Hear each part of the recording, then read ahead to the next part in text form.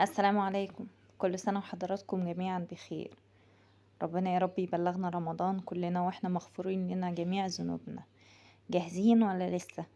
طب تعالوا نجهز مع بعض بحاجتين اساسيين قوي للسحور.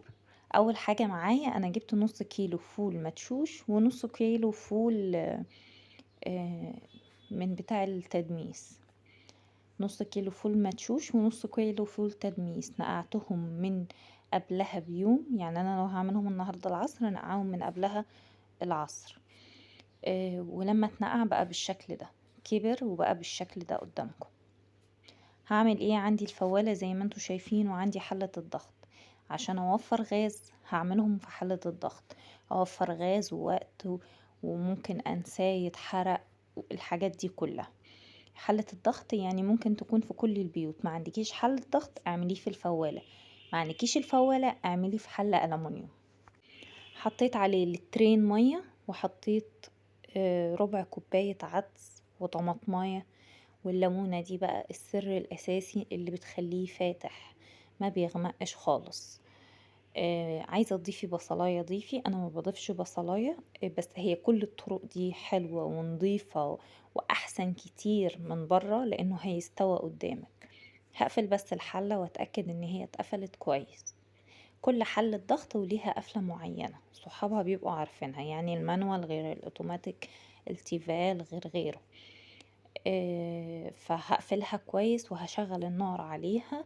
على نار عالية في الأول، هعلي النار. أول ما هسمع ان هي غلت هوطي النار عليها. أخد معايا بالظبط ساعة، أنا سبته ساعة لأن كان ورايا حاجات كتير برضو جنب في المطبخ اشتغلت عليها. الساعة خلصت، بتفتحي الزرار ده تطلع كل البخار اللي فيها، بتسمعي التكة، بتلاقي الزبدة دي كلها.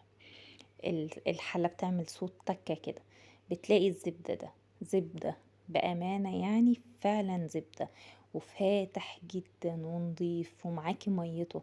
عايزة بقى تهرسيه بالهاند بلندر، تعملي له خلطة محترمة، تعينيه زي ما هو كده.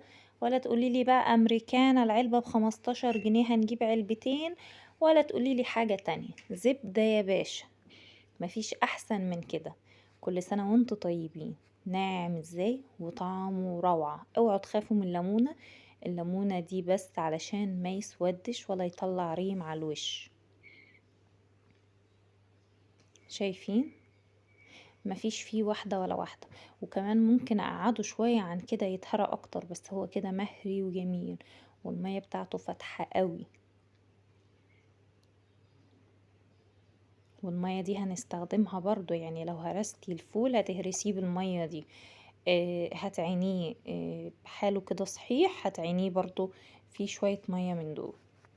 انا بحب عينه صحيح كده لان مرة هبقى هرسه بصلصة وتوابل، ومرة هبقى اعمله بطحينة، مرة هعمله بزبدة، مرة هعمله كده بزيت زيتون وشوية ملح وفلفل اسمر. شايفين؟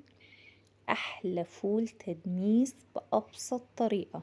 ارجعوا لزماننا وارجعوا لطقوسنا والاهالينا، هتلاقوا ان اهالينا بيعملوا ابسط طريقة. مش هقول لكم بقى ده الخلطة السحرية والوصفة السحرية، لا. موضوع ابسط ما يكون، ما تصعبوش الموضوع على نفسكم. الفول سهل جدا. إيه لو هتحطيه بقى في الفوالة على العين السحرية خالص. وكل سنة وانتم طيبين، متنسوش اللايك والشير.